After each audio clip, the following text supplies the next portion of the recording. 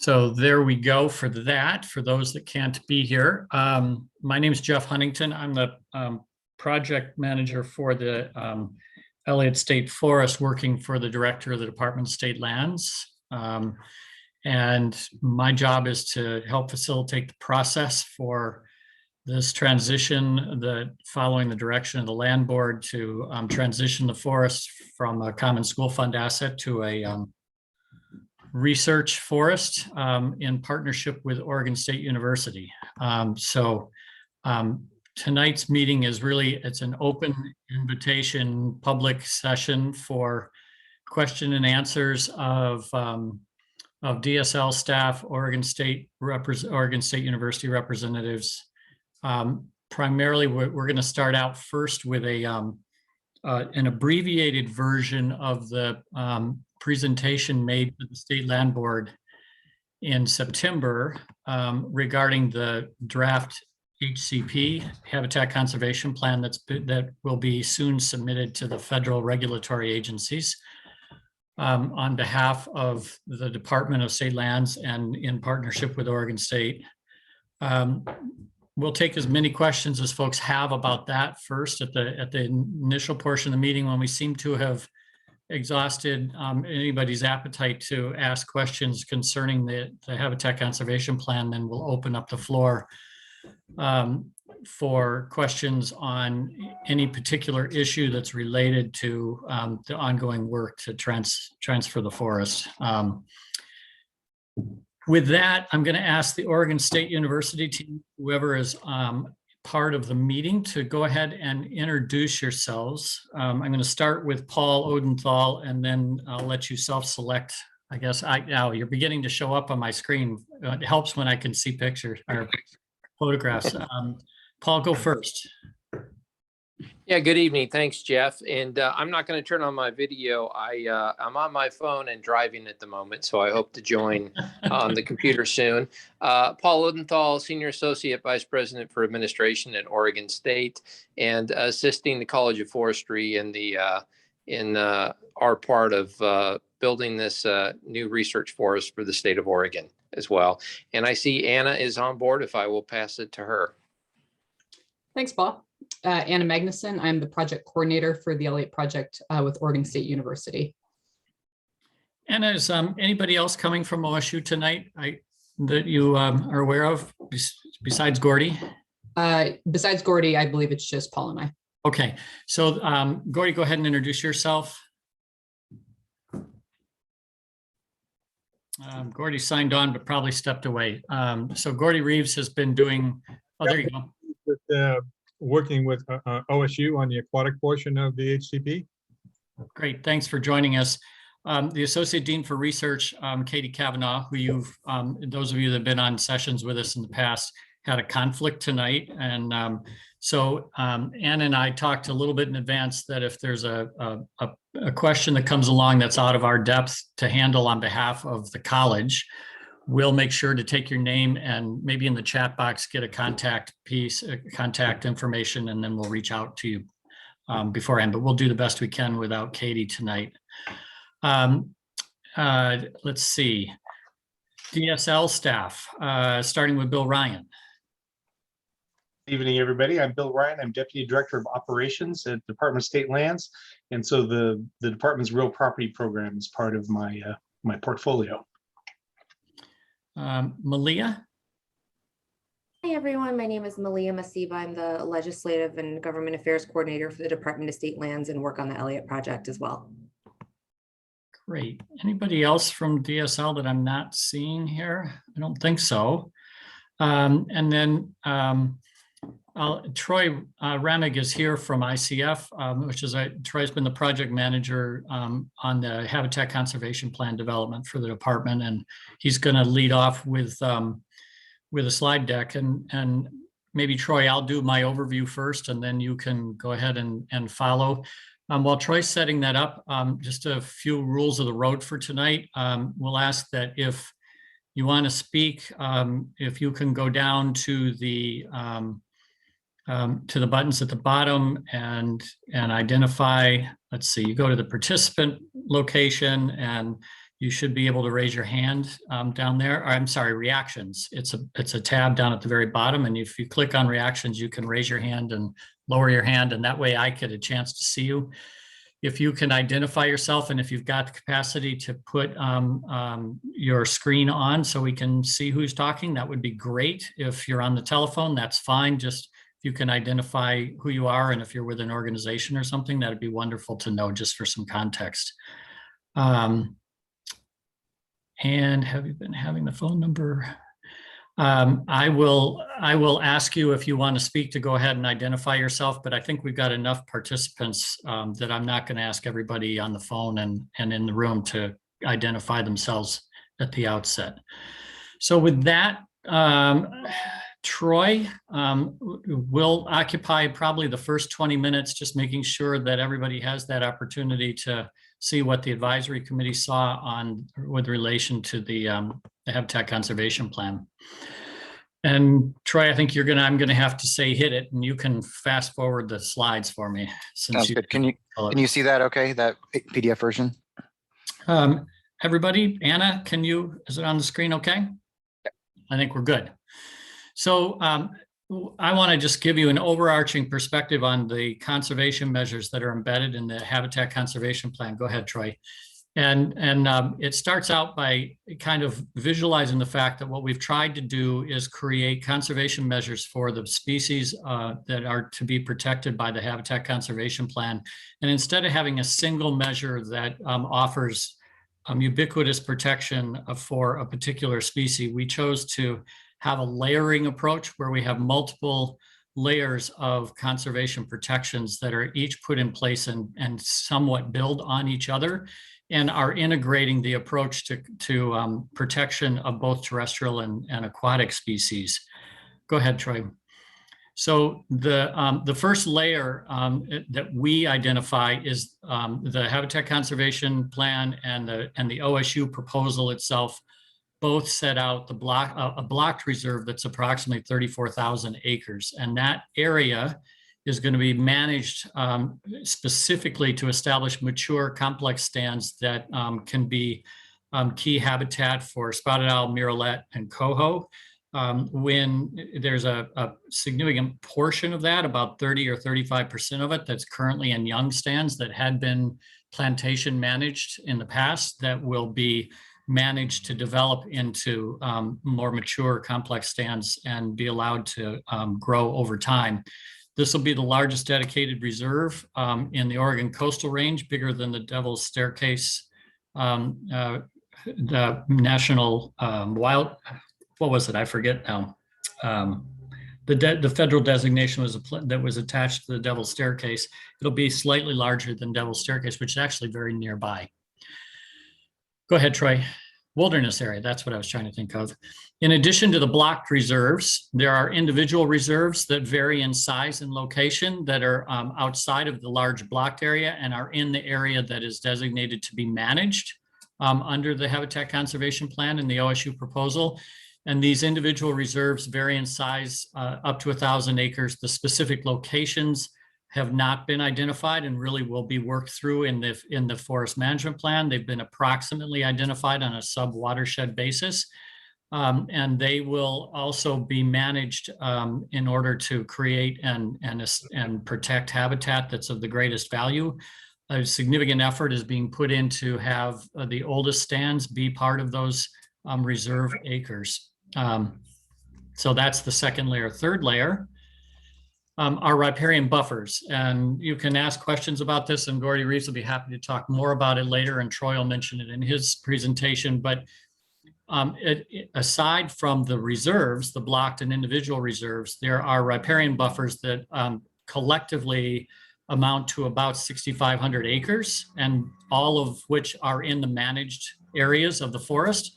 And these buffers are being managed for the protection of principally coho, but also are integrated in their location and the way they interact with terrestrial species as well. Go ahead, Troy. There's a specific provision in the Habitat Conservation Plan and in the OSU research design proposal that offers protection for the oldest trees on the forest that predate the 1868 stand replacement fire.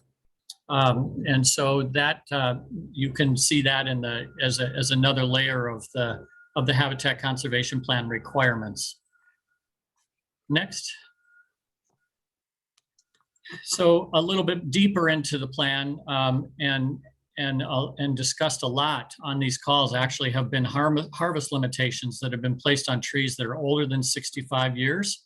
The Elliott has an age distribution across its stands that kind of has a lot that's less than 65, and then a fair amount that is really more than 80 years old or 80 and older, with some in the middle. But that's why you'll see us referring to 65 years as of 2020. We have a limit on the harvest of those trees that are older than 65 years old as of last year to be 3,400 acres over the lifetime of the Habitat Conservation Plan, which is an 80-year commitment. And there's no intensive forest management in those older stands. Go ahead, Troy. You'll hear the term extensive forest management used. That essentially equates to ecological forestry principles. About 16% of the forest is going to be managed according to ecological forestry principles. That's about 13,000 acres, of which a significant majority of it, 9,600, are currently young plantation stands that will be transitioned using these ecological forestry principles into a more variable harvest regime and provide multiple values aside from timber management, and are integrated into the species protection and the expectations for recreation, hunting, all of the public values that you would associate with a public forest. These extensive management areas, the stands in those areas, will be managed approximately on a 90-year rotation, but it doesn't, it's a variable retention forestry, so different parts are managed in different ways at different times, with an eye toward retaining a pre-harvest density of the stand somewhere between 20 and 80% of the stand that was available before the harvest will be left after the harvest, based on what's necessary to protect the public values that stand is most associated with: species protection, recreation, early seral habitat, that sort of consideration. And all of the murrelet and spotted owl protections that Troy talks about apply in these areas. The next layer, Troy, is the areas that will be intensively managed are limited under the plan to about 14,500 acres over 80 years. All of those acres are in young plantation stands, meaning they are less than 65 years old as of 2020. And every acre that's harvested intensively is matched by one of those individual reserves that I spoke of earlier in an earlier layer. So, and the specific protections for murrelets and spotted owls apply in these areas as well, if they're found to be occupied, which we have a protocol in the HCP that tries to make sure that we find that out in advance of any activity. So go ahead, Troy. I think that is the aggregation of the protections that are built into the structure of the Habitat Conservation Plan. About 90% of the stands that are older than 65 are set aside to age, and about 2/3 of the forest isn't subject to harvest under the Habitat Conservation Plan, and which is consistent with the OSU proposal. So what Troy's going to do is just give you kind of the cheat sheet on how to read the Habitat Conservation Plan and where to look if you have a particular interest in murrelets or owls or coho, and want to see the specific language around the protections. Troy, I think that's probably the place to focus. And then if we have questions about specific protections tonight, we can dig into the details of the 3 protected species. Okay, yeah, let me actually, oops, excuse me, got a little echo there. Let me just stop sharing for a second, and I'll focus first, to your point, Jeff, I'll focus first on the some of the summary of some of the changes that have been made to the draft, again, since the draft that was circulated earlier this year. And then give a little bit of the cheat sheet as you mentioned. That right slide here. Actually, I think I'll just start at the chapter. So thanks everybody. Again, Troy Wayman with ICF. As Jeff mentioned at the top, I've been the project manager for the technical team that's supporting state lands and OSU in the development of the HCP. And everything that Jeff just described, you know, I think, as I've said, I think on multiple occasions, we sort of think about that as the project when we get into this sort of regulatory realm of the HCP and all of the protections that are sort of built into the project in this case through the research design, as Jeff described, are really our starting place in the HCP when we do the analysis on the 3 covered species: northern spotted owl, arbor murrelet, and Oregon coast coho. So with that in mind, and as Jeff mentioned, if there are specific questions about, you know, how any of that translates to those 3 species, we can dive into that. But I think for the sake of time and make sure we have plenty of time for questions, I'll just give a little bit of an overview of where to find the information in the draft HCP that is available on the DSL website. First of all, for those of you who have been following this process, you've seen this slide a lot of times, and if you're new, the idea here is just to give you a little bit of a high-level overview of what is in the Habitat Conservation Plan. Again, a reminder that the whole purpose of the Habitat Conservation Plan is to formulate work through an effects analysis and formulate a conservation strategy that will avoid, minimize, and mitigate effects to the 3 covered species. And you'll see in the structure here that I'm showing basically a breakdown of what you would expect as part of that scenario. So the first few chapters are really kind of the background information.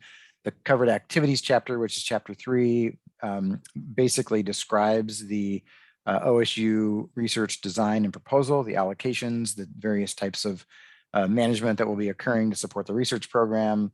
And then the effects analysis in chapter 5 basically says, okay, well, with that in mind and knowing how that will be implemented, what does that mean for the 3 covered species, at least based on our current understanding of those species and their distribution on the forest.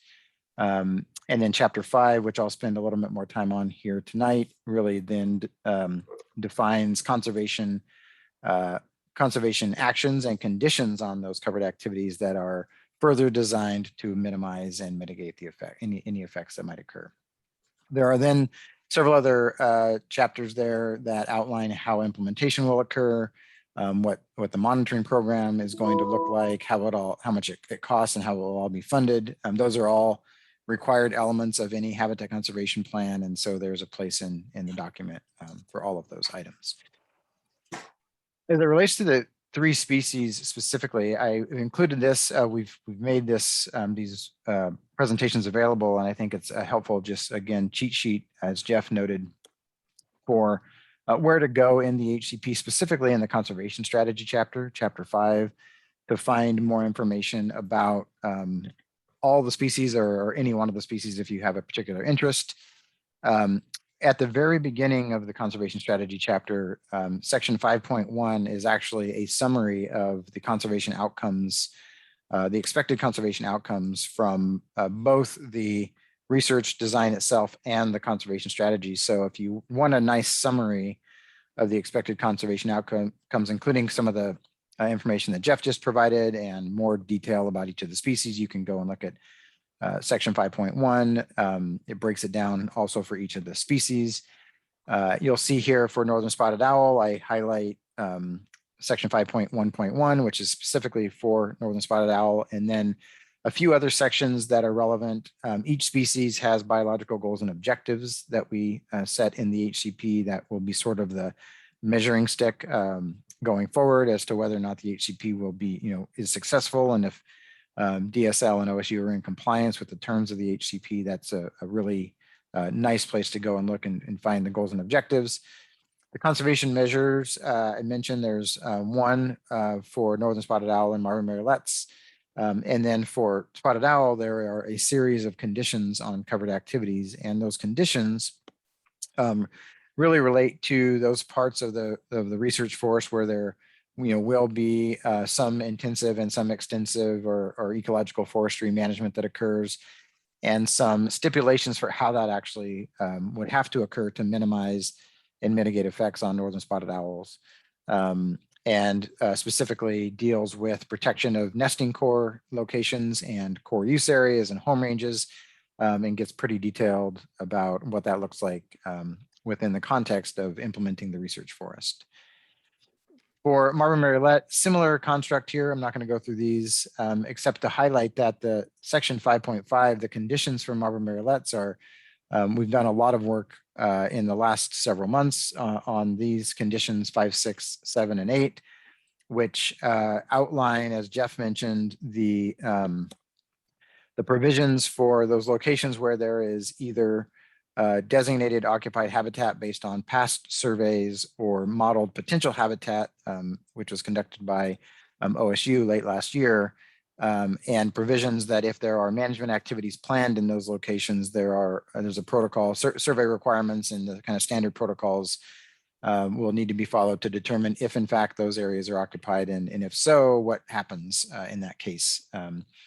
And then condition 7 highlights some sort of internal limits on management activities in designated occupied or modeled potential murrelet habitat. There is a plan to do some management activities in occupied areas in a research context. And so what this condition describes is the fact that there is an allowance of up to 1,400 acres of management activities, research-related management activities allowed over the course of the 80-year permit term.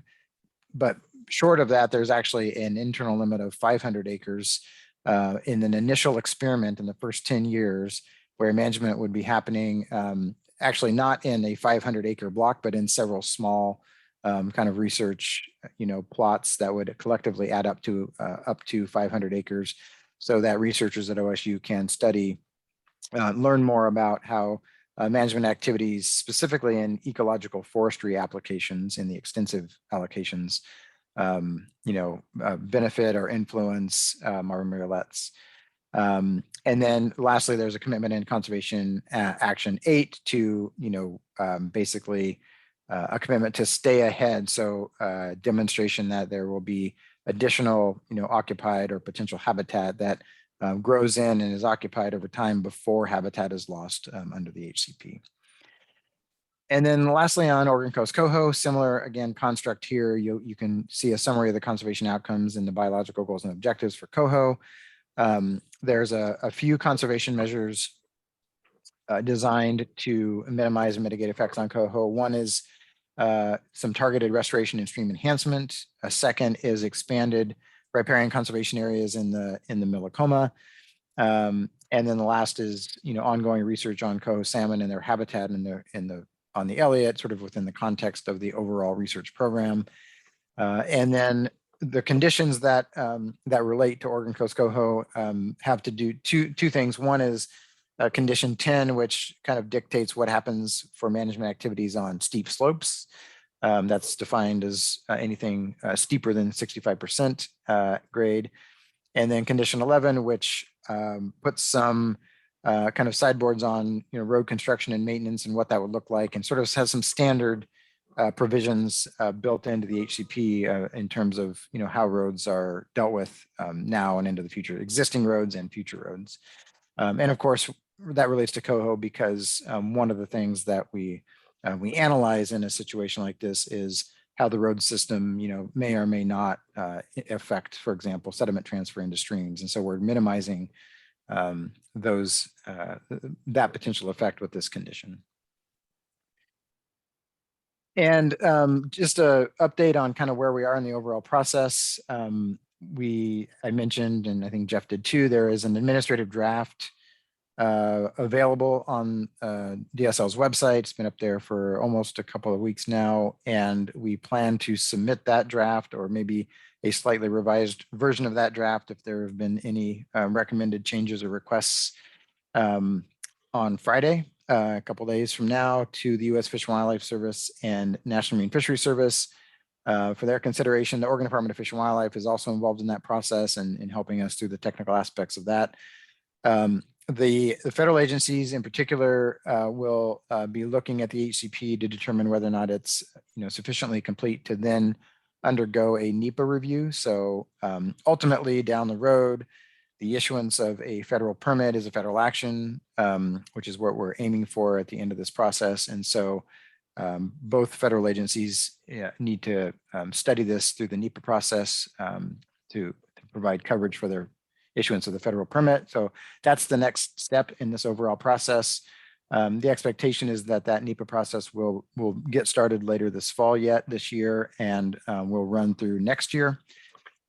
During the NEPA process, there will be some additional public input or public engagement opportunities, at least two. There may be more, but there's two that are required. One, there will be some outreach to the public during a public scoping period to make sure that there's an opportunity for the public to bring new information, ideas about alternatives that ought to be studied under NEPA and various other items to kind of outline the scope of the overall analysis that will happen under NEPA. And then later in time, when a public draft NEPA document and the public draft HCP are circulated for public review, there would also be a public meeting associated with that and some additional public engagement. So at least those two required elements, maybe some additional ones. And during that process, kind of outside, that is a federally driven process.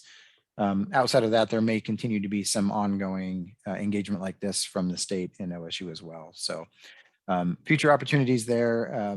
Don't have the exact timing of that yet, because that's again up to the federal agencies to determine. Once they have figured that out, we'll of course circulate that information.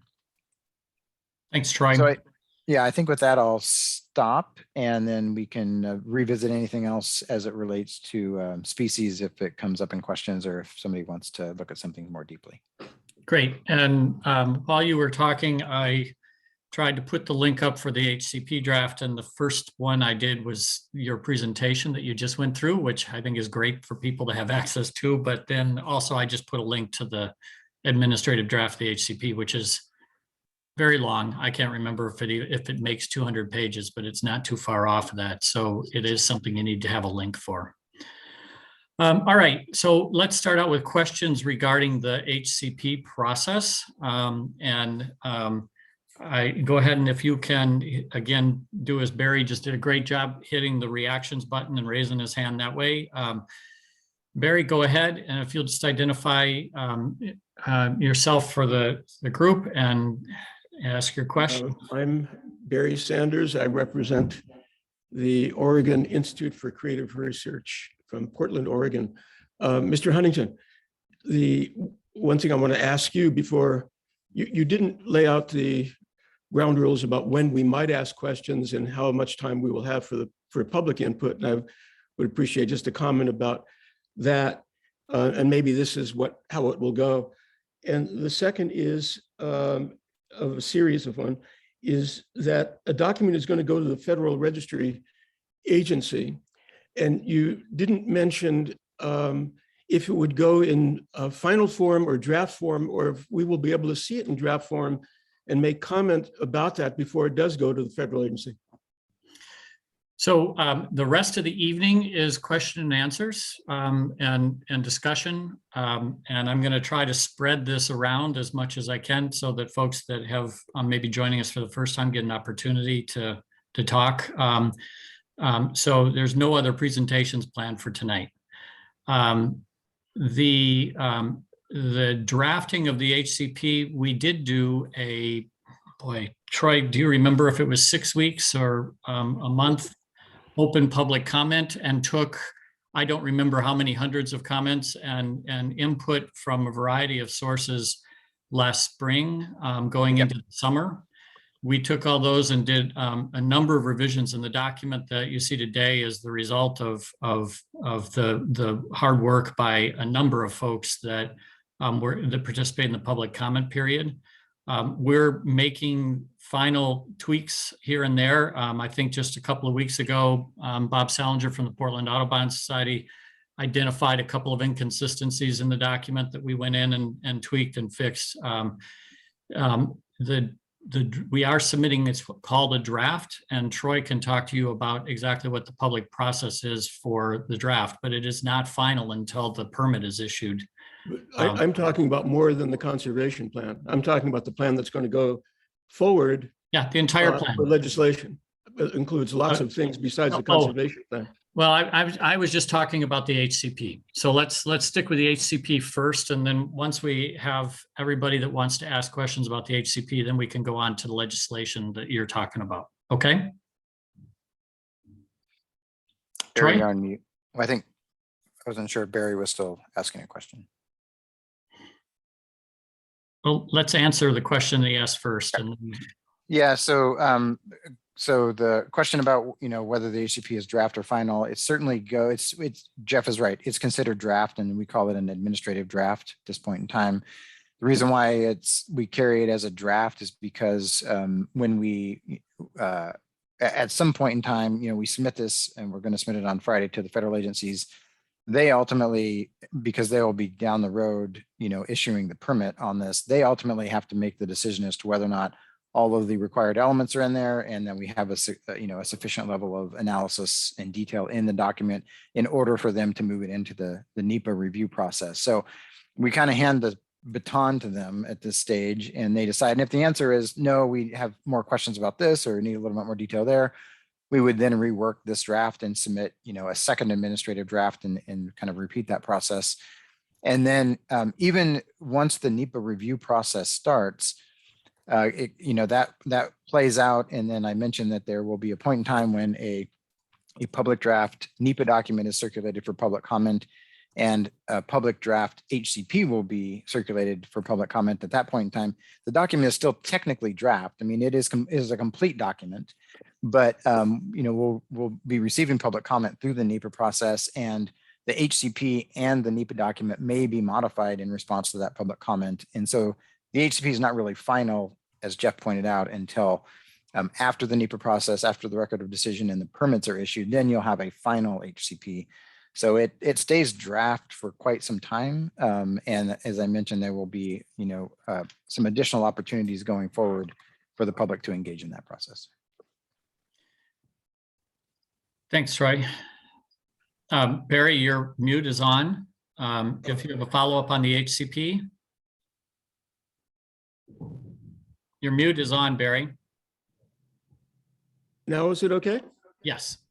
Okay, that I don't remember the number, but something like 400 species are in that forest. And the conservation plan really pays attention to 3 animals, 3 species. What about the myriad number of creatures that are in that forest? And that leads me to want to ask you about the general philosophy of this conservation plan, which I have a hard time finding. And notice that this is in place for 80 years. Shouldn't there be some review process to see how it's going after the first X number of years? Yeah, maybe Jeff, I can address that. Please. So I totally agree with you, Barry. There are certainly many species in the forest. By definition, the habitat conservation plan, I mean, it is a tool, a very specific tool to facilitate permitting under the Endangered Species Act. So the species that are covered under the HCP, it's always a narrow set of, a more narrow set of species than occur on the forest. And in this case, the 3 species are currently listed, and it really is up to the applicant and the federal agencies to decide which species really warrant coverage under this particular HCP. So that's why the focus on the 3 species in the HCP. Now, certainly, as Jeff outlined at the beginning tonight, I mean, there are a myriad conservation benefits from the research design and the expectations going forward. So lots of other species are going to benefit from that. That's the kind of thing that will be outlined and described in the forest management plan, I assume. There would be probably a discussion of just non-listed species or other sensitive species or something more general than that. So that's a place to look for that. It's down the line. And then there was one final thing I was gonna say about that. I apologize for forgetting. Was there a third part to your question, Barry, or was that? Well, am I on or not? I can't tell anymore. You are. You are. I don't know. It feels, yeah, it was about review, but it also feels like the three species now, of which I was initially interested, seems like a dodge, because I'm worried now about I don't know, how can I say this? It feels like and I know you've worked hard on this, Troy. It feels like a harvest plan.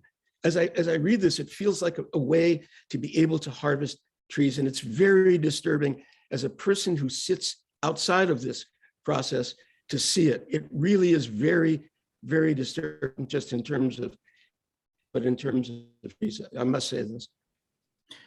Maybe I can just respond, and then I'm going to go to Francis and give you a shot, and Amelia, I think you were up next after that, and then Lindsay, your hand's up, I see as well. So so the land board reached a decision directing that the forest be managed as a working research forest, and so the OSU proposal is in response to the land board's the principles that the land board set out that have been guiding the process. So there is active management on the forest that is built into the platform for the research, and the commitment is that the research will any management will be a derivative of the research platform and the implementation of the scientific inquiry that's going to happen on the forest, but that the forest will also be financially self-supporting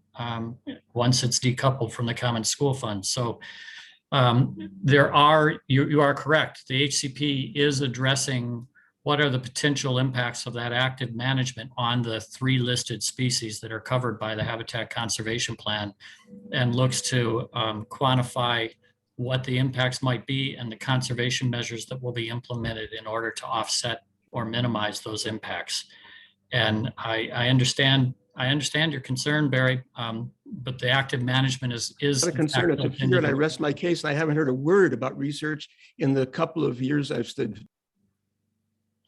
So the HCP creates sideboards within which a forest management plan is being developed by Oregon State, and that forest management plan is the embodiment of the research proposal that was published in April. Francis? Thank you. I had some connection issues, so I'm sorry if I missed something about the marbled murrelet research. And I was curious about the 500 acres of logging that's going to occur in occupied murrelet habitat in the first 10 years for research purposes. So I have 2 questions about those 500 acres. How will you determine if a murrelet is harmed or not? Aren't they kind of tricky birds to track, and they change trees, move around? And how will you actually determine if the murrelet is harmed or not? That's my first question. So Troy, this is where we're going to miss Katie tonight, I think, because that's a really good question, and I wish we had her here because she's been working closely with the researchers. But Troy's had a lot of interaction with the researchers and the folks that we talked that provision through. So go ahead, Troy, and I'll see if I can fill in around the edges a little bit. Yeah, thanks. It is a good question, and we have had a lot of discussions about that with the researchers at OSU. We've added some detail to the HCP to this draft that starts to describe what that would look like, what the questions are, and how they would tell. Effectively, what it comes down to, and you're exactly right, Francis. I mean, it's going to be a very intensive process because just finding the birds and the nests is very hard, and then finding them, them or their progeny routinely year after year to determine, rate of nest success, rate of nest abandonment, and so on and so forth is very hard to do. And the researchers understand that. And one of the reasons that, we've kind of included that 10-year window in the 5 years, I mean, that's really probably when some of the initial management will occur. There will be certainly some baseline data collection before that even happens. Then the management will occur, and then there will be follow-on monitoring that, the researchers at OSU have said could go on for quite some time before they can make the determination about, whether or not they're retaining mirrorlets, attracting mirrorlets, or if they're in fact abandoning or not being as successful. So they're looking at rate of nest retention, nest success, rate of predation, all of those things that could influence the species. And, I think Jeff, to your point, we could do a follow-up there with, Katie and even some of the researchers, if that would be helpful, because they've put a lot of thought into it. But the research project is not completely designed at this point in time either. So I think we hit it at a level in the HCP about what we know right now, and know that there will be more detail as that moves forward. So. And the only thing I can add on that is that 500 acres is the outside limit of the cap on the number of acres that can be involved in the research. It's not been designed to do 500 acres. If you look at the OSU proposal, I think it's Appendix 11, Anna, if I'm right. There's a real discussion of the research and the monitoring techniques that they intend to use and then develop. And Kim Nelson, who was involved in setting the Pacific Seabird Protocol, Dan Roby from, I think, is it Oregon Department of Fish and Wildlife passed? I can't remember Dan's background, but Dan has been one of the primary mirrorlet researchers with the Pacific Seabird Protocol over time. And then Matthew Betts from the College of Forestry were the three primary scientists that developed the research proposal that's in the OSU platform. And the HCP simply tried to set those sideboards for that to be able to take place with a check-in with the federal agencies along the way. So they were involved in overseeing the outcomes that are or not being accomplished. So the purpose of doing research in occupied mirrorlet habitat is the purpose so that potentially you could log occupied mirrorlet habitat in the future. Is that the purpose?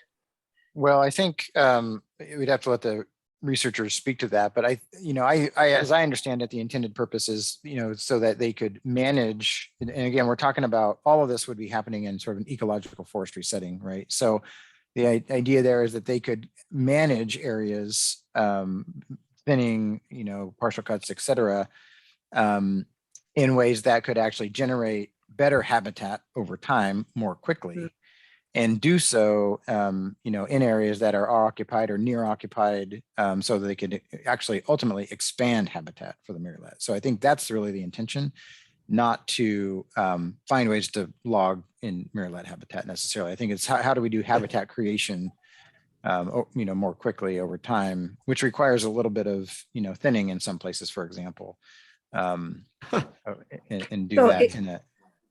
If the habitat is currently occupied, how does logging in currently occupied habitat help understand how to expand that occupied habitat if the logging happens within the occupied habitat? It's already occupied. How can it get any better from mirrorlet?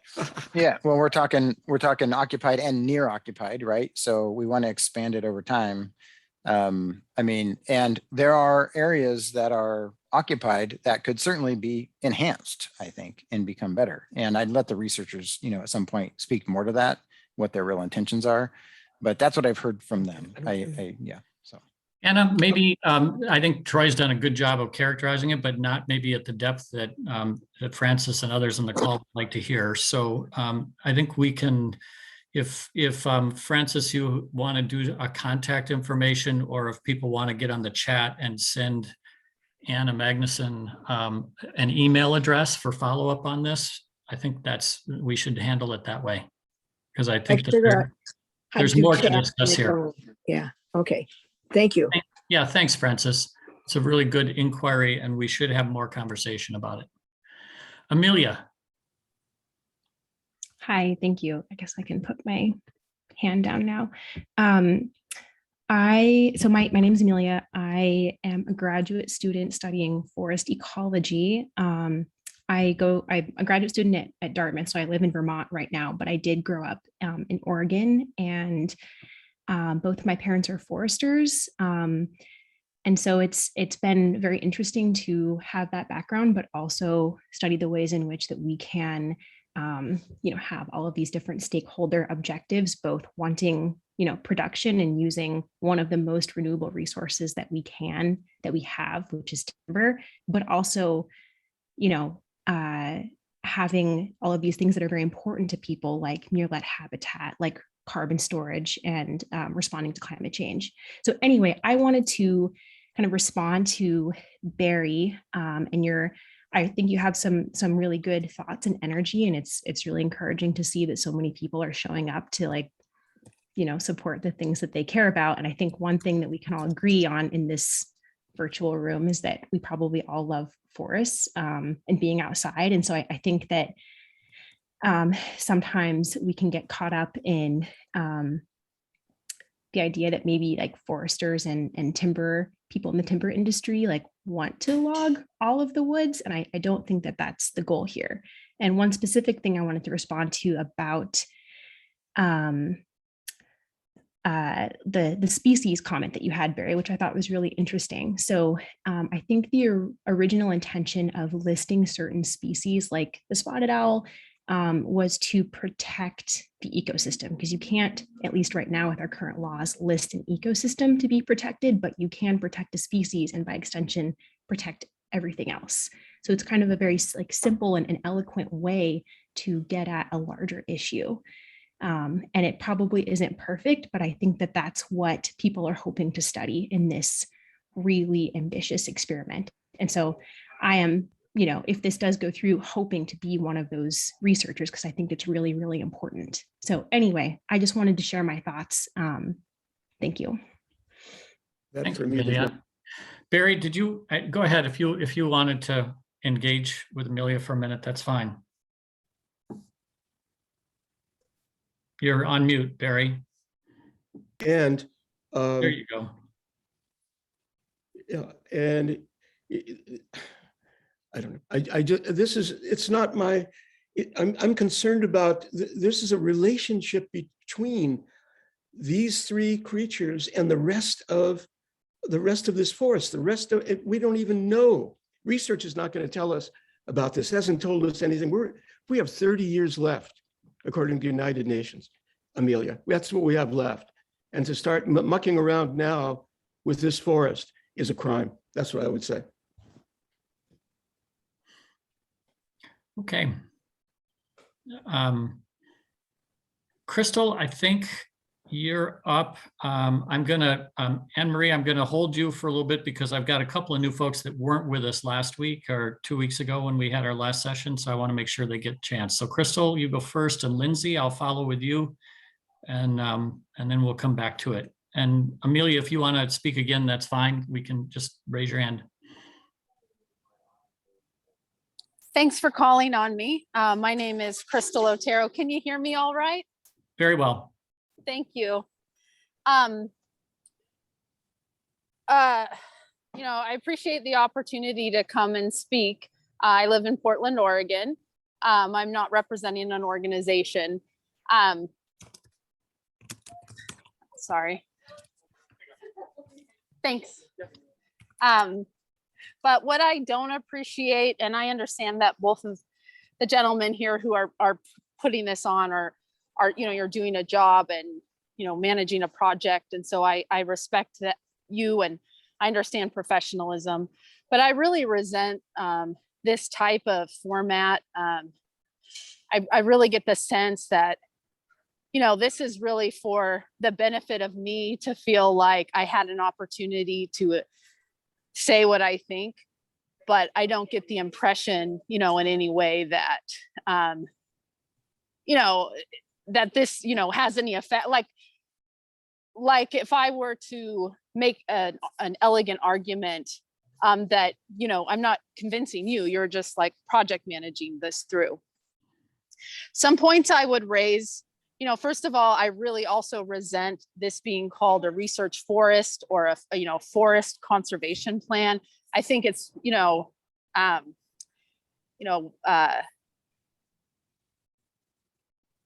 it's not a forest. You can't call it a forest. Once we start talking about whether or not birds are retained, what's the retention rate for these birds in nests? That's not a forest. And so I think we need to call it a logging plan, a logging conservation plan.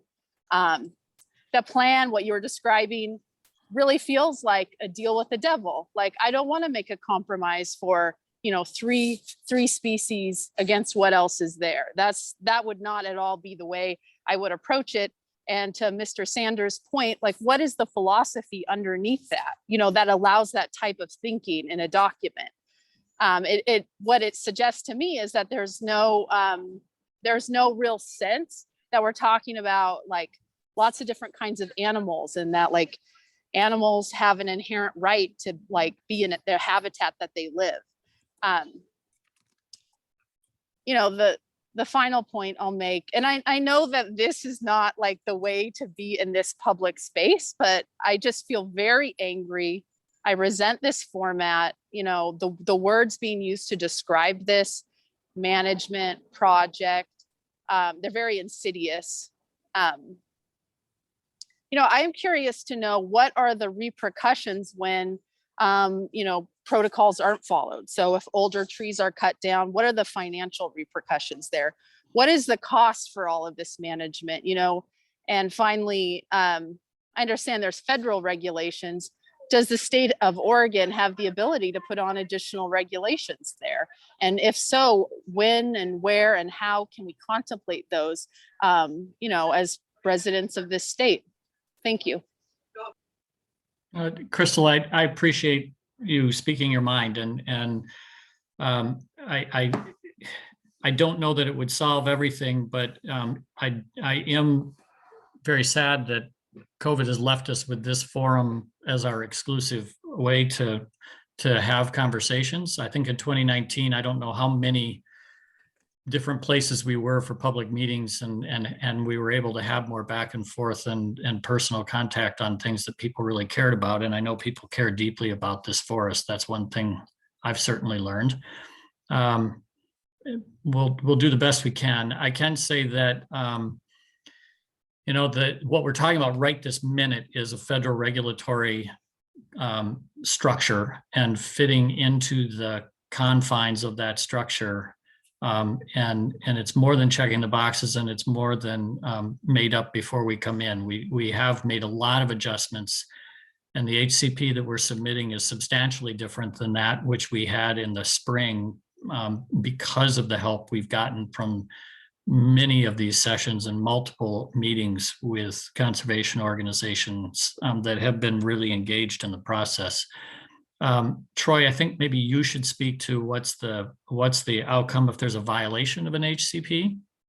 And I will just say before Troy talks about that right now, I think Barry mentioned it, and we'll talk about it here tonight if you wish, but we're beginning to look at what is the governance structure that will be applied to the operation of this forest, and to ensure the transparency of decision-making and the accountability if there's if the commitments that are made are not followed. And that will be embodied in legislation that we expect to have in front of the Oregon legislature at the February session next year. So that'll be the starting point for that. That conversation has started, and I'll talk a little bit more about the opportunities to watch and participate in that here in a few minutes after we're done talking about the HCP. So on the HCP itself, as I mentioned, it is a plan that facilitates permits from, in this case, 2 federal agencies. And so there is a permit issued for the implementation of the research forest as designed, as described in both the OSU proposal and in the HCP. And so if it is implemented differently, or if the conservation measures or conditions on those activities are not followed as described in the HCP and the permits, there is repercussions in that the federal agencies, one or both, can revoke those permits at any point in time. And I'll tie in just quickly with a question, Barry, you had earlier in the conversation about, kind of checking on how things are going. So there will be,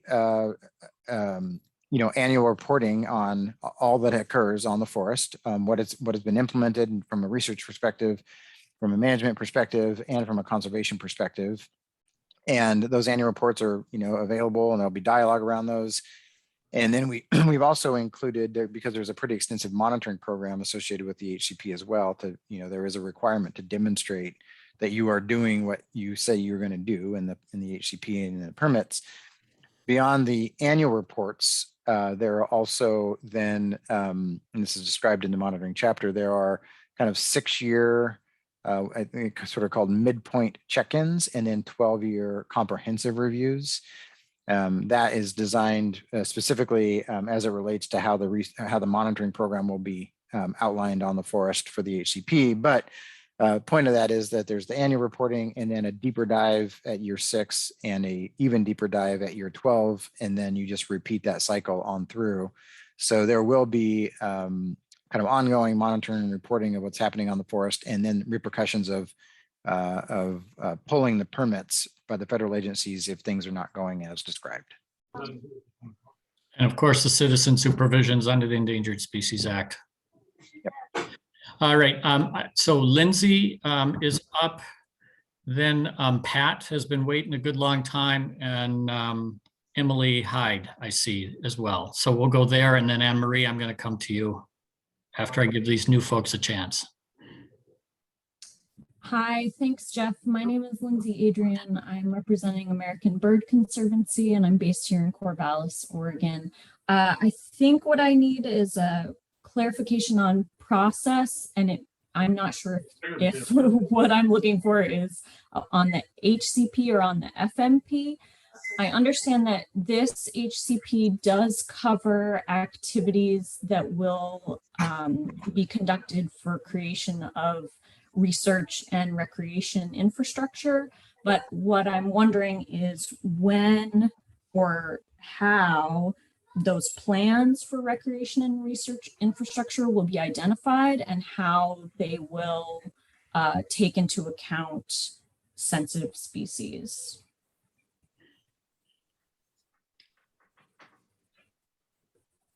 So Anna, I'm gonna come to you for part of this. I can say that the FMP it won't be a recreation plan, but it will incorporate the activities that are going to go on in the forest and create the structure within which a separate recreation plan, I think, that is contemplated will follow. But the HCP is not, you're right, the HCP is the process that kind of sets sideboards of the outer limits based for Endangered Species Act compliance, within which the forest management plan would be much more specific about the kinds of things you're talking about. And Anna, maybe you want to talk about the FMP, the forest management planning process that's just getting started. Yeah, absolutely. Thanks, Jeff. And hi, Lindsay. So yeah, the FMP is designed to really define how and when those processes are going to take place. But putting together the FMP is going to take a lot of research and really identifying the different parts of that process and how and when best to implement all the various components of this plan. So I can put you in touch with Katie if you want a more thorough answer, but I think it boils down to we're still evaluating how that's going to come together. And the operations of the forest won't begin until that is in place.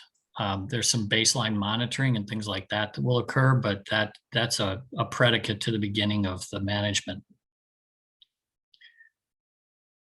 Great, thank you. Is the advisory committee that worked on this HCP going to continue and be working on the FMP? Yeah, the advisory committee that's been in place for a couple of years now is, and there are different working groups of subgroups that have been working on different issues, and there is a subcommittee of the advisory group that is tracking and working closely with the university. And in fact, I think their next meeting is October 15th, a week from Friday. Yep. And Anna, maybe you can tell folks how they can track. That's open to the public, and how they can track and participate, watch that meeting, and keep track of things on that. Yeah, absolutely. So yeah, the DSL advisory committee meetings are public, as well as the various working group meetings like the one on the 15th. And Jeff, do they need to reach out to Oregon Consensus for those meeting invites, or are those posted on the DSL website? Should be posted. I'll double check, and I think you should probably check, because the College of Forestry also has an Elliott portal on their website, and given that you all are running that with Oregon Consensus, it may be on yours before it's on ours. I'm not sure. But I think that the dates, Lindsay, for the working group that's working on the forest management plan and shaping the structure of it right now, they have been set through December. So it's not a random thing. We can actually provide dates that would get it through the end of the year anyway for that working group, so you could track. And I will make a note that DSL will make sure that we've got that prominently displayed, because I know that the link is out there for the meeting. Thanks, Lindsay. Anything else that we didn't answer? Nope, that's it. Thank you. Okay, thanks. Pat, I think we're coming to you next. And then Emily Hyde, and go ahead. Okay, hi. I'm Pat Legates. I have been following along with the Elliott since like December 2019. Then I lived in Portland, Oregon. Now I live in Portland, Maine. So following along with all of this stuff. Yeah, I mean, I first off, I want to start my comment by echoing a little bit of what Crystal was saying, though I don't think that when she was airing some grievances about the forum that she was talking about that this is over Zoom. I mean, I'm glad to attend, which is via Zoom. I just feel that every time that this is, I was at the meeting 2 or 3 weeks ago and have been following on and off. Every time that I hear something about there will be a public comment period, that phrase comes up all the time in this. There's a public comment period. And I think to myself, oh, great. And I just have a hard time understanding how the public comments are implemented, especially knowing very well from OSU Friends of Old Growth that a lot of people sent a very similar comment expressing their displeasure with the plan, particular aspects of the plan, maybe with respect to, okay, the endangered species, but the other species, like the plan, like at large. And I know that you can answer some of those questions, but what I have a harder time sitting with, and what greatly disturbs me, is that when Crystal brought this up, Barry brought this up, mention of the philosophy of the plan, it is untouchable. And that question, like it can't be whisked away to a point person so easily when it's distributed. Different people know different things. I just find even that, is that not disturbing? That the question of, will some of the marbled murrelets be hurt? How many of these birds might be hurting just putting it in even the most simplest terms that a child would understand about what is going on in this forest, what is happening in this forest. Not like that. I know that, there's administrative, there's strata to this management plan. I understand that. And I know that people are doing their part. It is a team effort. I get that. But I don't know. I don't know if I'm appealing to a kind of conscious that is like displaced and fragmented.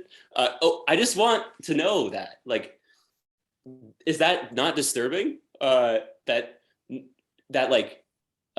what the situation is for these birds is, one person on an entire team that is planning for there to be 80 years of research on a forest, a huge forest. we don't know what will happen to the birds exactly. One species of bird, but that wasn't my point even. The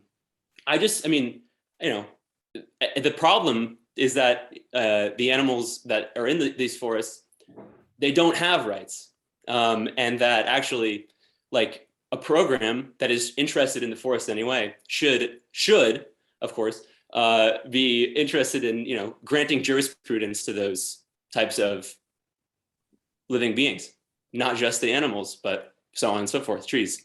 I guess sorry. Wait. But yeah, I don't want to get too lost in this, but yeah, I was very disturbed too 2 weeks ago, whenever that last longer meeting was that was condensed in the beginning of this one. Somebody said something who was part of the team that wasn't, it didn't sit right with me. And it was basically like, well, it's not an if of whether trees will be cut down, or old growth will be cut, or trees that are, older than 65 will be cut. It's not an if, it's inevitably this will happen. And I just find, again, that's another thing that I find just to be deeply disturbing, and more than deeply disturbing about that, that this plan is moving forward along an axis of not only mistakes were made, which is how, mistakes can be covered up and hidden and, part of the plan, part of the collateral damage. Mistakes will be made moving forward, knowing that. And the fact that I know that the Coca-Cola secret recipe is, split among everybody with this one. I understand that this is a huge plan. It's an ambitious plan. A lot of people have the pieces, but what, I don't know if it shocks me, but it really, I don't know. It hits me pretty hard to, to just see a lack of, ability for the question of, like, the philosophy of this plan to be addressed, and for public comment that is dissenting with the plan to be, I don't understand how that comment, I know that it's there, and I don't think that it's really just a minority, we can just ignore it. And even if it were, could you just ignore that? I don't know. I'd like to better understand how that has affected the plan, because every time that the plan is mentioned, my head spins at the details of kind of, 80 years, 6 months, every 6 years we review. It just feels like we're going to make the habitat for the birds because they don't know how to do it. And I just, I lived in Oregon for 2 years, and would go out to the coast and see, the tree line, and just the point where your vision stops because there's been clear cutting. I know that isn't, with this exactly what this plan is about. So forgive me, but seeing that, and then move back to the East Coast this summer, and just, I know that, not everywhere is the same. These are just two examples of places, just seeing kind of the lushness of a place. I grew up on the East Coast, lived in Oregon, but the lushness of that place, I just did not recognize. I've completely forgotten what it was like to have that after and seeing these almost pristine tree lines out in the Northeast, New England, where I live. And it really took me aback and made me really think long and hard about the Elliott. And so I know this is just what comes up when it feels like when this is not an argument exactly, but when the statement is, I know that you're all passionate about the Elliott, this forest. It's this one just as much as any one, right? Because I don't think that we can grow these habitats again. I just think that is just, I don't know how to dissent against that. I don't know why I should have to. and trying to just understand the damage that could be done. I mean, it's horrible. That's what I have. But thank you for having me. I mean, no, I think we appreciate, and I wish the Katie Cavanaugh, who's the Associate Dean for Research, were here to talk with you more. And I think it might be a great conversation just for the two of you to have on the phone sometime. You know, I think structurally in a process that is as big as this process has been and lasted as long as this process has lasted, I think I was first involved back in 2017.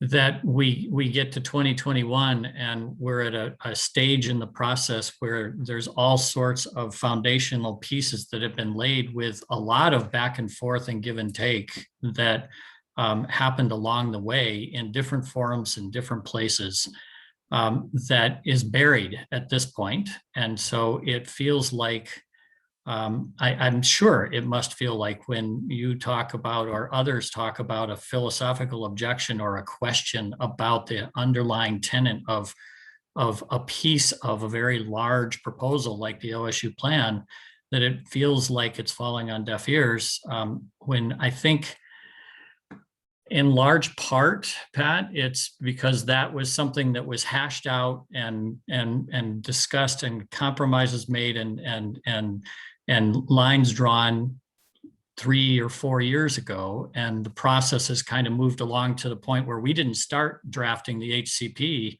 We put the HCP on pause in 2018, I think, Troy, to wait until that proposal came through and went through the process with the advisory committee working for 2 years closely with the college. And then we picked up and talked about it, started doing what we were talking about tonight. And I'm not saying all this is to rebut your point. It's to respect your point. You've got very legitimate concerns and perspective, and it's the management of a process that goes to a final decision kind of evolves over time. And there are places where we've passed the point of going back to the discussion that was had before. And that's a frustrating thing. And I've sensed that in these calls, and I try not to minimize the frustration that results from having a fundamental disagreement with a plank that has already been laid in the process.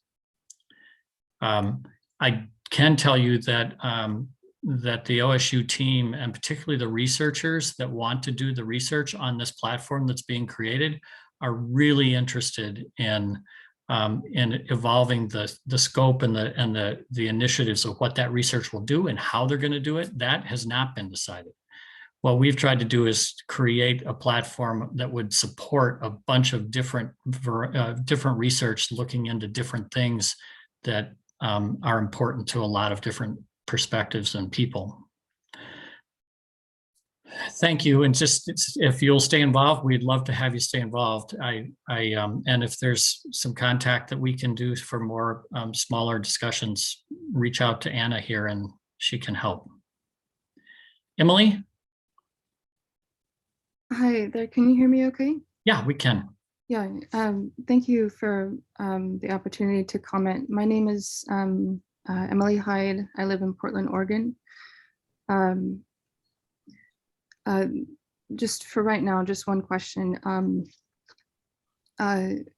How, in the context of unprecedented, unpredictable change in the most profound sense of the word change, climate change, will any of this so-called research be stabilized to be of any value, benefit to anything or to anyone?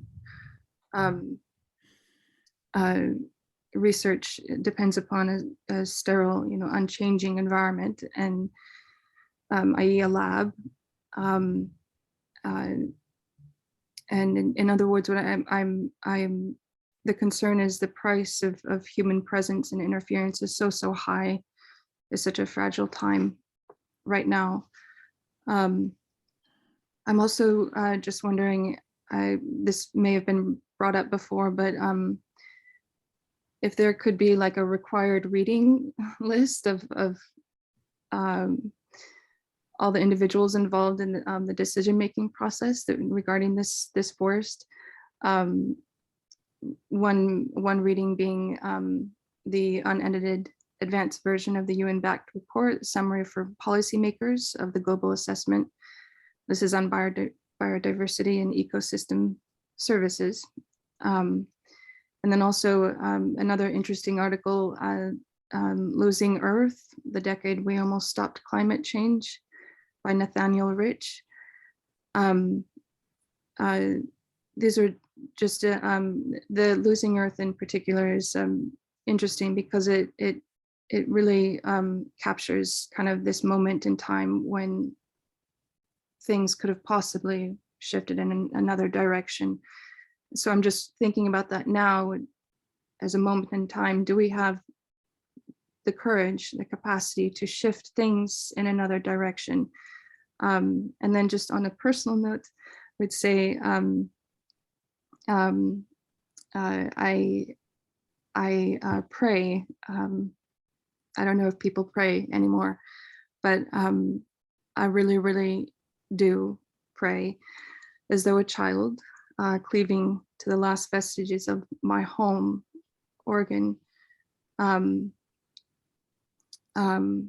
I pray that the outcome of these deliberations, that cowardice, the word cowardice just keeps coming into my mind.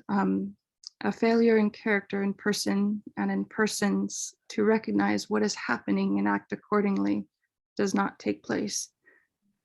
Again, what is happening is this unprecedented, unpredictable change. And I don't see how we, the price again of interference could be of any benefit more than the act of setting something aside and leaving it, letting it be. Yeah, that's all. Thank you very much for. Thank you. Thank you. Yeah, thanks, Emily. I won't pretend to have a good response to a number of the things that you said in there, because I think they're profoundly personal. I can say if you're interested, I would love it if you would post the readings. If you would mind sharing the readings on the chat list, that would be great for everybody. One of them I wasn't aware of and haven't seen. And I need to do a better job reading a couple of the others you mentioned, even though I have heard of them. The research proposal, somebody just posted the link to the research proposal. And if you are looking to understand better who's been involved from the university and the scientists that have been involved, they have included, and carbon is a significant consideration, and climate change has been a piece of the discussion every step of the way that I've been involved in anyway. And so I'm sure that you could engage anybody on that list about some of the things that you want to talk about in the relationship of the research platform to carbon. Katie Kavanaugh has just joined us. She's the Associate Dean for Research. And Katie, I'm going to come back to you because I want to make sure well, let's see. I think we're good. This is actually maybe a good time for you to just give us a couple of minutes on the considerations that have gone into the research platform and the research that the college and the university want to support around climate adaptation and the forests, what the forest can tell us about climate change and the impacts on forests in the Northwest. You're muted. Sorry, I'm on my iPad, so I'm a little slower. You should identify yourself better than I just did as well. Oh, it's okay. Hi, sorry, I'm late. I was double booked tonight, but I am Katie Kavanaugh, and I'm the Associate Dean of Research in the college, and was lucky enough to lead a wonderful team of scientists and the advisory committee and everyone else in developing the research platform that we're hoping to implement. And so I didn't hear your question. I apologize for that. I came on just at the end, but I think Jeff was pretty spot on in the beginning of his answers. But I will say that this research proposal and plan definitely takes into account climate change. It sees the Elliott as a great place to use kind of as a sentinel to look at climate as it changes through time. What are the impacts? What are some of the things we would predict will happen? Some of the unforeseen things that would happen.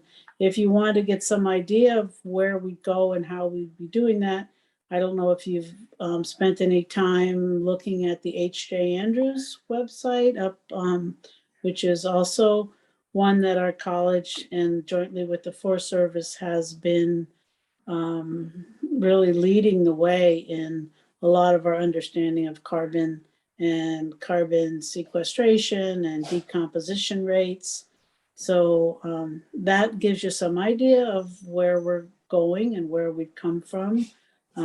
We have a big part of writing a forest management plan that has going to explicitly address carbon and carbon pools and fluxes from the forest. So I think it is a big part, and I think the climate change signaling and understanding what the forest is telling us about the impacts of climate change is a big part of our monitoring plan as well. So happy to answer any other questions, but may I respond to, or may I? Of course. I'm so sorry. I just I appreciate your answer, but I'm still finding it immensely difficult to. I understand that the climate change is being used as this arc. You know, we're going to study the forest so that we can respond to climate change and understand how. But I'm talking about the price of being in the forest and damaging it, what that is going to, it's essentially like the heart of the Pacific Northwest, and leaving this very important landscape alone as a stronghold for the Pacific Northwest in the hope of possibly stabilizing. This is the only stabilizing force, if left intact and left alone as a whole.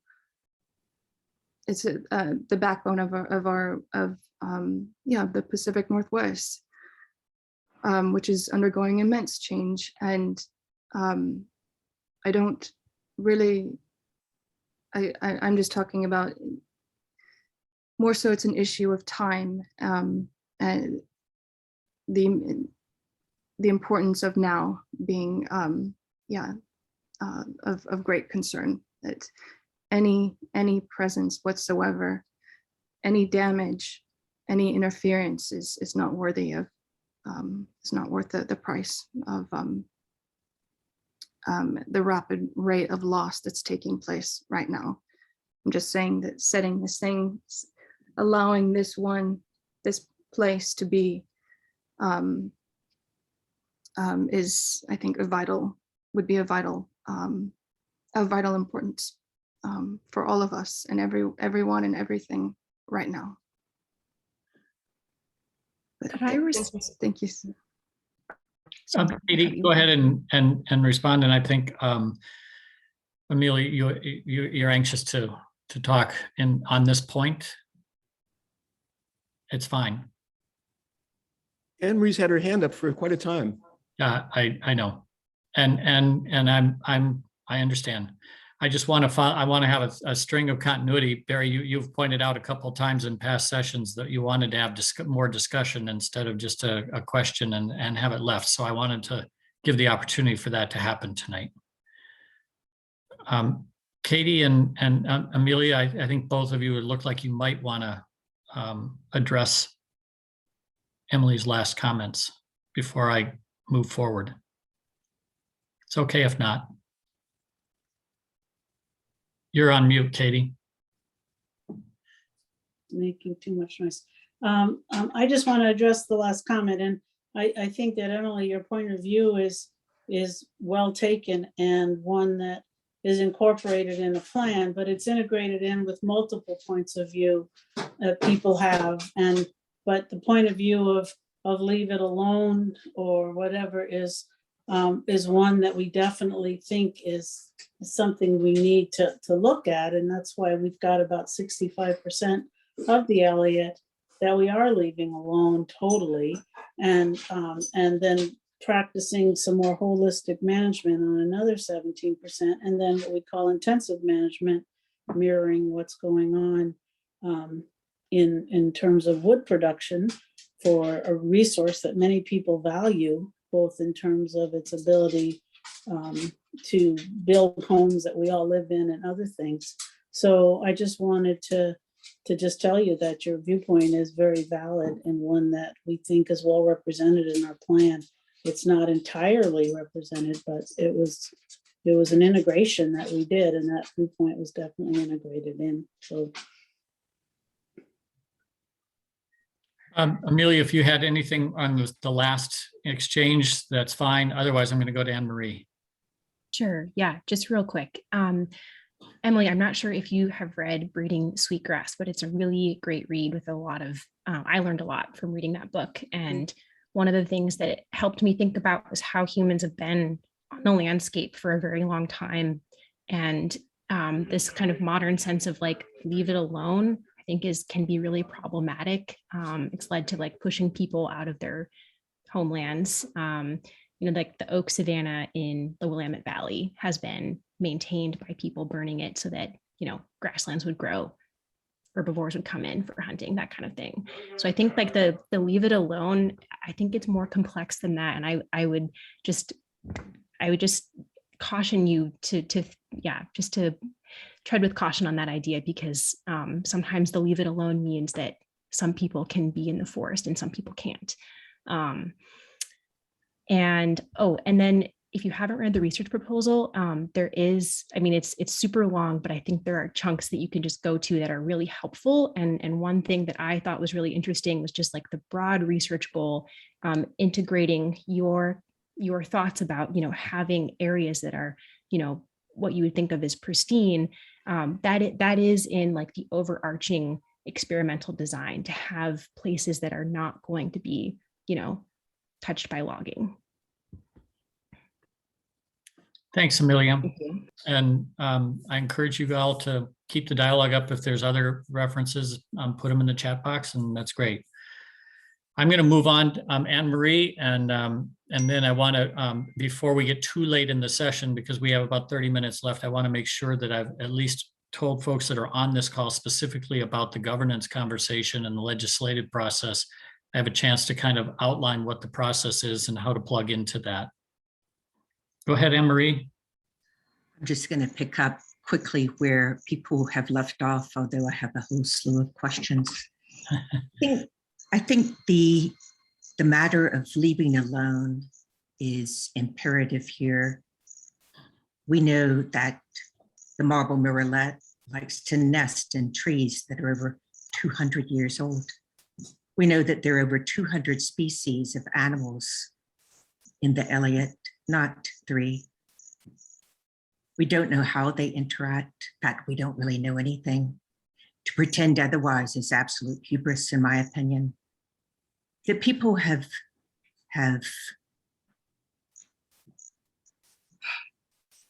meddled in the natural world. This is hardly the point. The point is that the marble murrelet is a very particular animal, very particular bird to be exact, with very particular taste. We know that there are animals that refuse to mate in captivity, like the pandas. We know so many animals and birds that once documented, they no longer can function.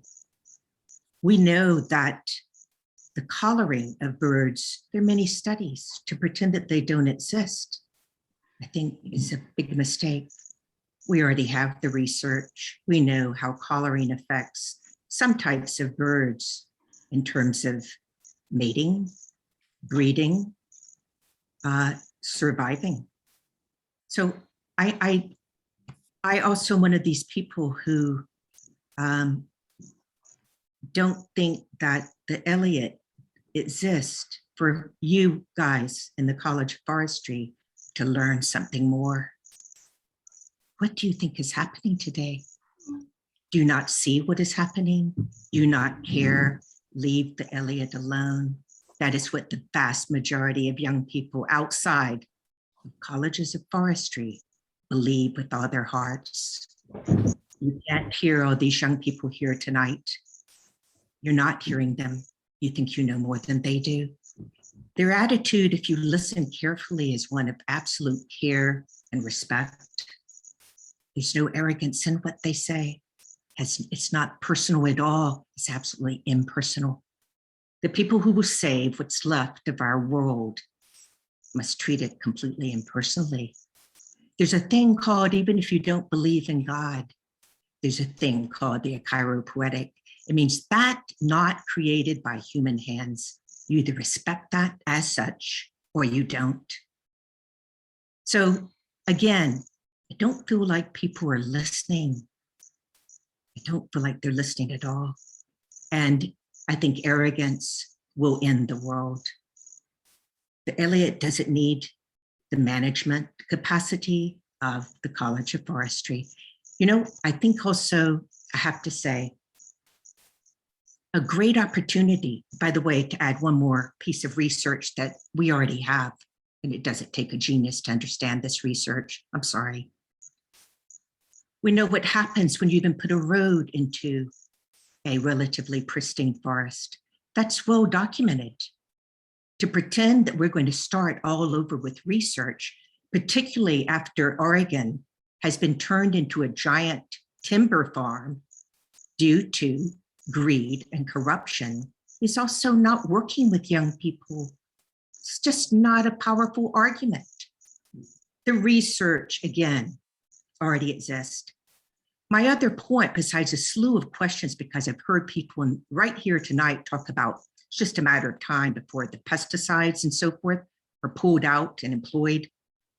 Are you going to spray pesticides, insecticides, herbicides, fungicides, what have you, in the Elliott State Forest? The consequences are dire, since I'm right now in a place where we know what happens when you spray poisons everywhere. It kills everything around it. It gets into the water, it gets into the land. We don't need further research to know any of this. My second comment has to do with the fact that, like all the rest of us, colleges of forestry must change. Can OSU even imagine becoming a leader in this change rather than simply continuing a road of decimation, destruction, and degradation? Imagine what you could do. Imagine the respect. Imagine the way your name would go down in history. You were the ones that, instead of developing laminated timber and becoming a leader in the field of what will certainly fail absolutely and utterly, and has already failed in your new forestry building, imagine what would happen if you led the way towards saving what is left, salvaging what is left of our earth. Can you imagine? Becoming a leader across the world, everybody's hat would be off to you. Again, imagine.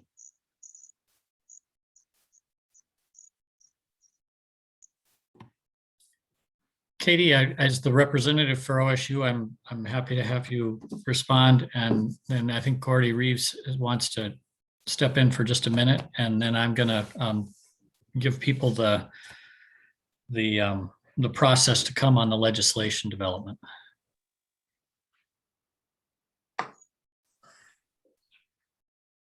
Sure.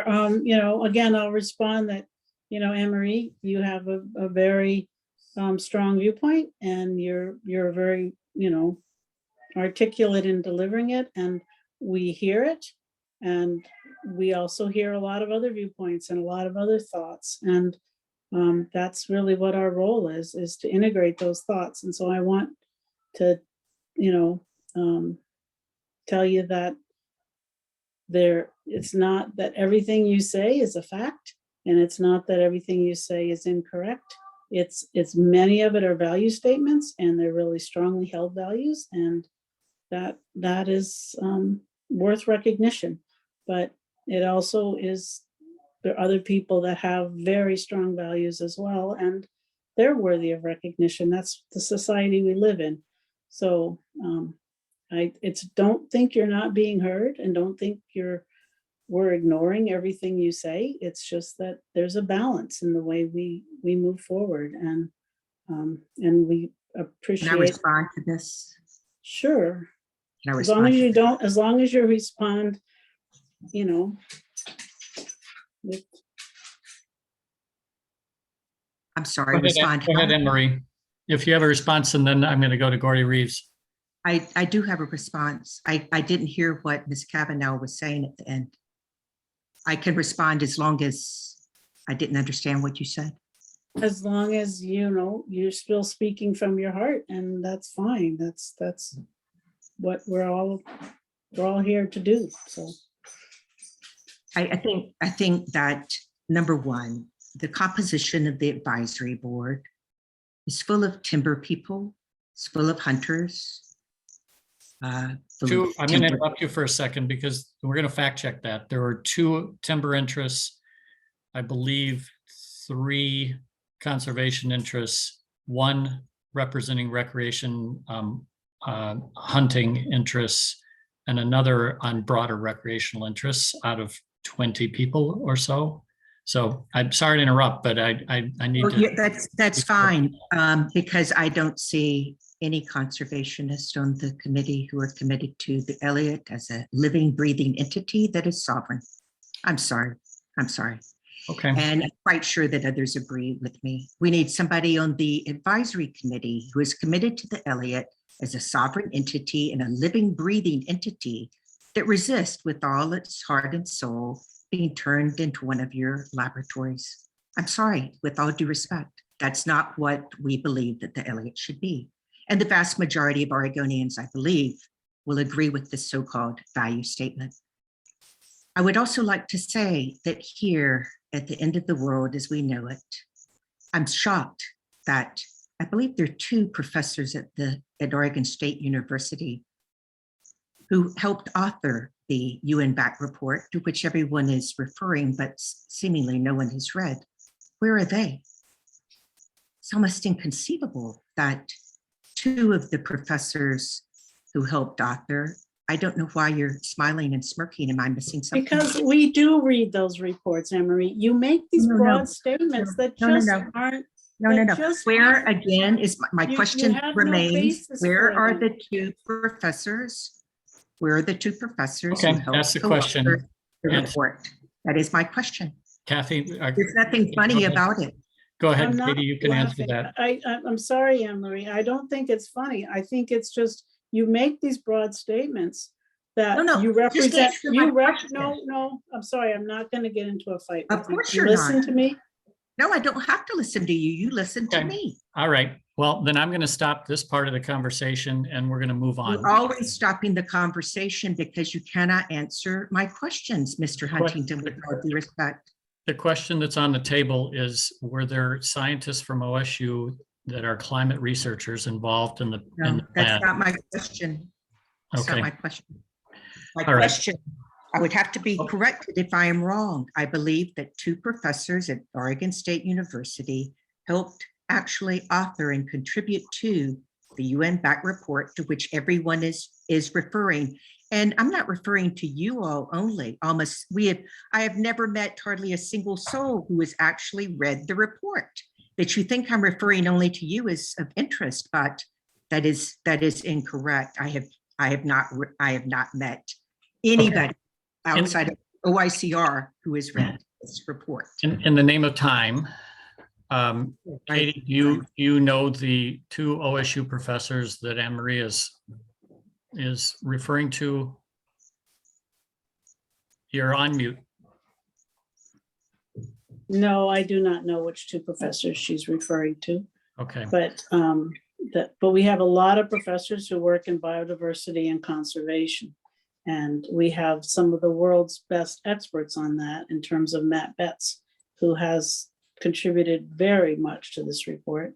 And I'm very much can trust that Matt has represented the viewpoints that you're talking about, Anne Marie, and will Professor continue. to do Kavanaugh, this. can I say one more thing, Professor Kavanaugh? I- Here at this really late stage, if we cannot agree on the value of the survival and perpetuity of Earth, I don't know what it would mean to talk about viewpoints or anything, or values and differing values. Can't we all agree on the value of the perpetuity of the Earth? I think we can all agree to that one, right? Yes. Anne Marie. So maybe I appreciate that, and I appreciate your answer, Professor Kavanaugh. And I wonder if No, if we have to could move on, Anne go Marie. on from there. I'm sorry, we do have to move on because there's 20 minutes, 15 minutes left now. I'm going to shift and Gordy, unless you object, I'm going to pass you by. You're fine.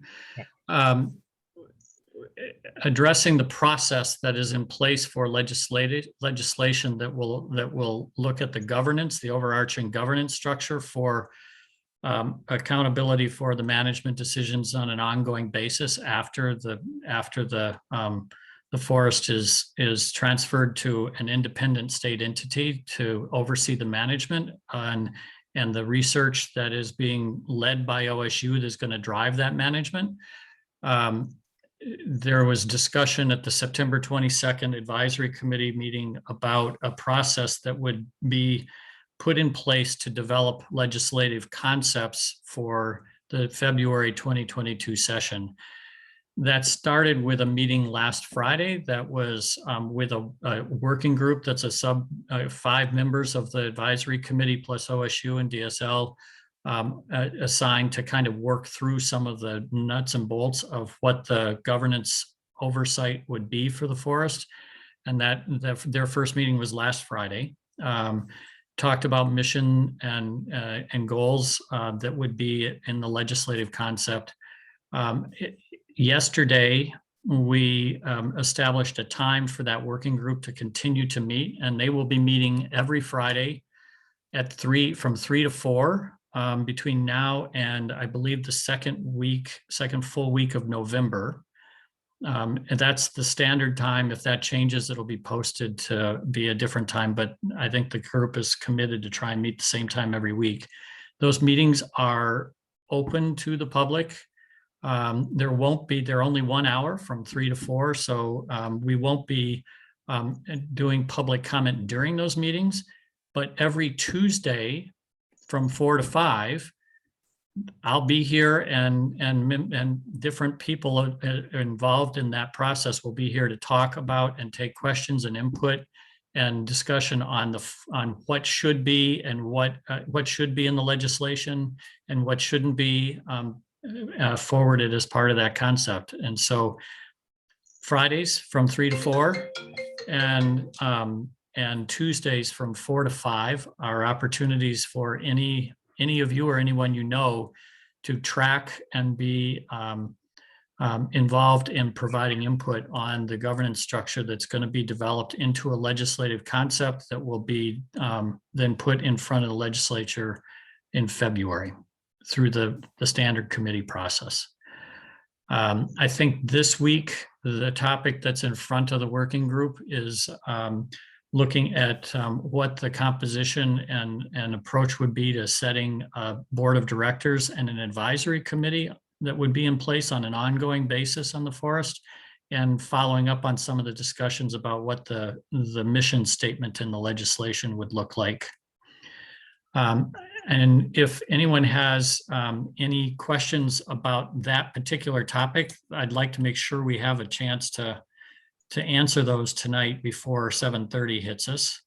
So any follow-up on that, the topic of the legislation? Peggy? I just put it into the chat. Doesn't the state land board need to approve any legislation? I do not think that the state land board has to approve the introduction of this legislative concept. I believe it's going to come from a member of the land board. And I don't see that being a land board action that will be required before the session. So this legislation is coming from one of the 3 members of the land board as their legislation? I do not know for sure. It could be one of many vehicles. It could be a committee bill. It could be an individual that introduces it. We do not know exactly where the sponsor will be. It's kind of important to know. Yes, it is. And it's being worked on, Peggy. And if I had an answer, I'd tell you, but I will let you know as soon as I know. Okay, thanks. Francis, question about the governance stuff? Yes, I was wondering if one of the goals of the governance was to allow public oversight of annual timber sales and public comments on annual timber sales, like we used to have under the Oregon Department of Forestry Management. That hasn't been discussed yet. They haven't gotten to what the legislation will specify about specific oversight on something like that. But that's certainly a topic that's fair game for discussion as part of the development. Thank you. Anne-Marie, I don't know if your hand's up from before or it's new. Okay. Anybody else that wants to ask questions about that? I think, Bill, I'm gonna swing back around to you on Peggy's question about the state land board approving legislation. If you've got more to add to what I said or a correction, this is a great time. I'd forgotten you were still with us here. Thanks, Jeff. No, I don't have anything to add. I mean, the land board has the ultimate decision authority regarding what happens with the forest, but regarding the legislation, regarding a public entity or that sort of thing, not necessarily. And so that legislation could, as you said, come from a committee, could come from an individual legislator, or it might come from one of the land board members as well. And they're basically figuring out, you know, what the best vehicle for that draft legislation or legislative concept would be. Jeff, can I say something there too? Yeah. Hey, Peggy, it's Amelia. I think just as we prep for this short session, typically agencies don't really bring policy bills forward for those. And so it's kind of just a matter of where we are in the legislative cycle, which is why we're looking for a different vehicle for it to go through. And like Jeff said, we're trying to figure out what that's going to be, and we'll definitely let you know as soon as we figure it out. But it's mostly just a process thing at this point. Actually, it's more than a process thing for some of us who are following this, because this absolutely really no. Yes, I don't mean the legislation's a process thing. I just mean the reason why it's not coming as an agency bill, and in which case you're correct. Then that agency bill would have to go to the land board for pre-approval, et cetera. But just because we're in a short session rather than a full one, that's why it's a different approach right now. No, I understand that part, but this is important. It's a whole part of the whole thing that people have been talking about tonight. The state land board has control, responsibility for making decisions around the Elliott. And they are although Jeff and OSU and everybody else is all a part of this discussion tonight, the people who are the decision makers about the Elliott is the state land board, made up of the governor, the secretary of state, and the state treasurer. And so it's really important if this legislation is going through, to know the state land board supports this legislation. So that's, I guess that's the part that I'm really concerned about, is making sure that whatever the legislation is, and frankly, legislators get to do the legislation. So whatever is presented to them is not necessarily what they will accept. And so they may massage this legislation. And I think that's really important. I want to say one last thing. the last meeting in this discussion about governance, there was a discussion about using the South Slough Estuarine Reserve as a possible model. And the State Land Board meets on the 12th. And if you go to their website and you see their materials, you will be able to see the annual report for the South Slough. And it's really important as far as this conversation is concerned. And I think that it points to why the South Slough idea may probably already have gone by the wayside. But thank you for your time. I appreciate it. And I appreciated listening to everybody else today. I did listen to everybody's comments. The league has been involved since before 2011, but we have been involved since 2011. We helped keep the Elliott from being sold in a private sale. We were very actively involved in that. And so it's not as if we don't care about what's happening with the Elliott, but we do want to make sure that everybody understands what the process is and who the decision makers are. Thanks for your time. I just want to say really quickly, Peggy, I mean, you're exactly right. And that for those reasons you mentioned is exactly why Jeff was mentioning the land board members as a possible path forward. So. Yeah, and I'll just quickly address the South Slough as a model. I think that arose from a discussion at the advisory committee meeting where the chief of staff for the treasurer was responding to say that there was a lot of concern about the forming of a public corporation that would be overseeing the Elliott's future, the implementation. And I think he was making the point that it doesn't have to be, and we're not locked into that as the singular framework or vehicle for an independent entity. The key is that it be an independent public entity that's responsible for the long-term management and oversight of a public forest that will be a public forest. And he mentioned the South Slough as an example of an independent public entity where it's not subsumed and as part of an agency program. And I think that's the key piece of the cornerstone for what we're talking about. Not necessarily the South Slough structure, but the fact that it is a public entity, but is not DSL or not ODFW or ODF.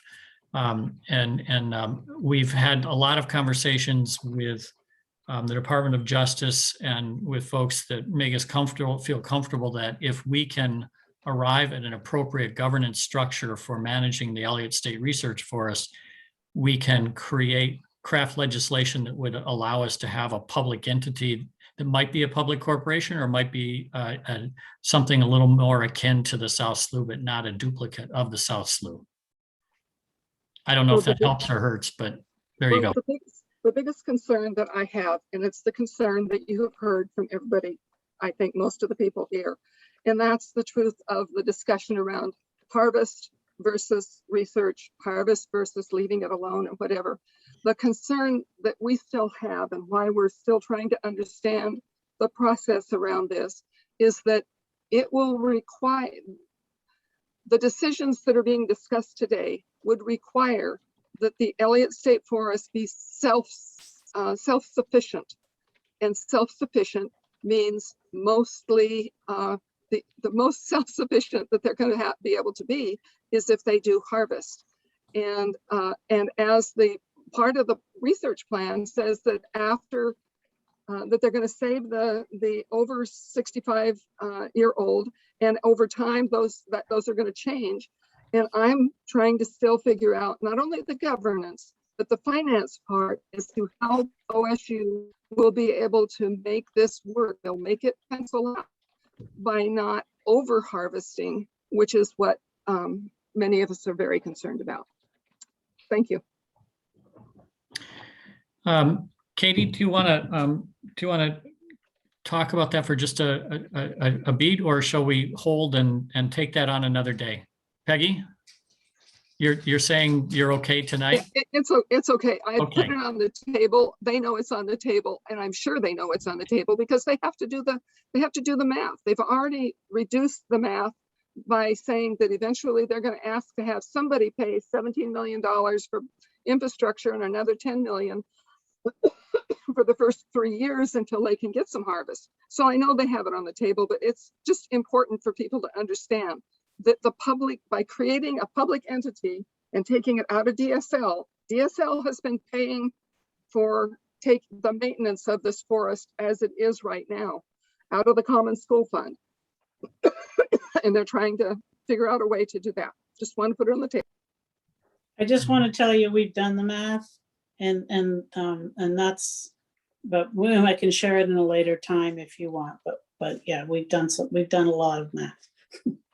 Thanks. Yeah, and there will be significant discussion about that, or at least an opportunity to daylight it even more than it has been already. And that's one of the reasons Paul is here from the administration at OSU, is because that was been a primary focus of both the land board, DSL, and OSU for back to 2018 when we began to run some scenarios. All right, it is 7:29. I'm going to let people go on with their evening. I do appreciate the fact that everybody hung in tonight, and it was an interesting conversation for me. And I appreciate the participation. And you are certainly welcome to reach out directly to the OSU team or to DSL. And if you've got any questions specifically, then we're happy to work with you and make sure that we at least are clear in what's happening, even if we may disagree about some of the different approaches that are on the table. Thank you, everybody, and have a really good evening. Take care. Thanks, everybody.